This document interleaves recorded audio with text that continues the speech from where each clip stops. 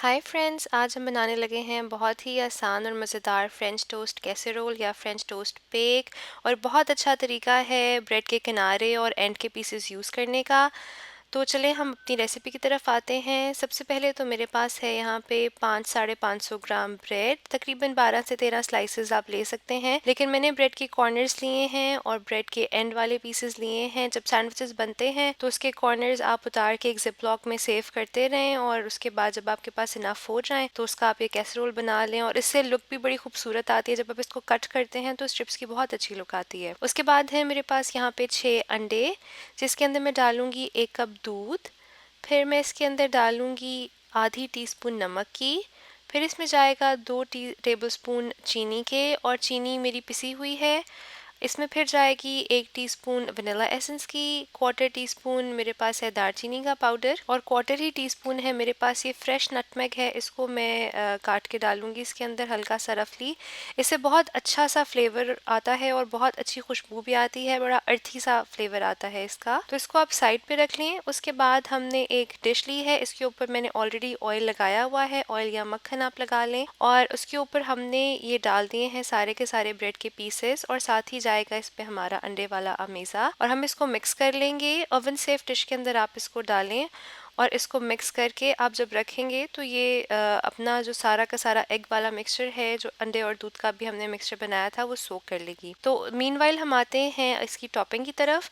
यहाँ पे मेरे पास है 2 cup oats, 1 cup brown sugar, और साथ ही मेरे पास है आधी टीस्पून नमक की, और 1 कप मक्खन का। इसको हमने हाथ से मसल के जो है क्रम्बली सा कर लेना है, जैसे मोटे से ब्रेड क्रम्स होते हैं उस तरह का। आप चाहें तो ये स्टेप फूड प्रोसेसर में भी कर सकते हैं, लेकिन हाथ से बहुत आराम से हो जाता है, तो मुझे पर्सनली ज़रूरत नहीं फील होती। फिर इसमें मैं डाल रही हूँ चॉकलेट चिप्स और पीकैन्स। आप कोई भी टॉपिंग अपनी पसंद की डाल सकते हैं, कोई भी फ्रूट्स, कोई भी ड्राई फ्रूट्स। आप इवन अपने फ्रेंच टोस्ट कैसेरोल के अंदर जो ब्रेड है उसमें भी स्ट्रॉबेरीज, ब्लूबेरीज, कोई भी ड्राई फ्रूट्स अपनी पसंद के डाल सकते हैं। सब बहुत अच्छे लगते हैं। मैंने बिल्कुल प्लेन रखा है अभी। फिर ये जो टॉपिंग है हम इसके ऊपर डाल देंगे, सारी की सारी इवनली डिस्ट्रीब्यूट कर दें। क्योंकि इसमें कोई और ऑयल नहीं है तो इस टॉपिंग का बटर जो है वो सीप होके आपकी ब्रेड के अंदर एब्जॉर्ब हो जाएगा। तो अब हम इसको करेंगे बेक। इसको तकरीबन हम करेंगे 400 डिग्री फ़ारेनहाइट पे बेक 25 से 35 मिनट के लिए।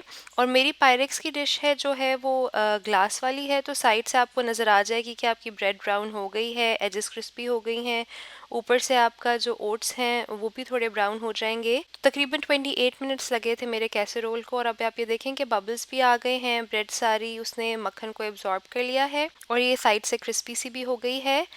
तो ये मेरा कैसेरोल बिल्कुल तैयार है। और दूसरा ये कि इसमें जब आप छुरी डालेंगे तो वो बिल्कुल साफ़ निकलेगी, उस पर कोई ब्रेड या कोई अंडा कुछ नहीं निकलेगा। तो ये थी आज की रेसिपी, फ्रेंच टोस्ट कैसेरोल या फ्रेंच टोस्ट बेक। बहुत मज़ेदार बनता है ये, और ये पार्टीज़ के लिए भी बहुत आइडियल है और ब्रेकफास्ट के लिए भी बहुत आइडियल है। आप इसको बना के रख दें और फिर आराम से पूरा हफ्ता खाते रहें। तो उम्मीद है आपको ये पसंद आई होगी। लाइक, शेयर, सब्सक्राइब करें मेरे चैनल को। मुझे अपनी दुआ में याद रखिएगा। Until next time, the homemaker baker over and out.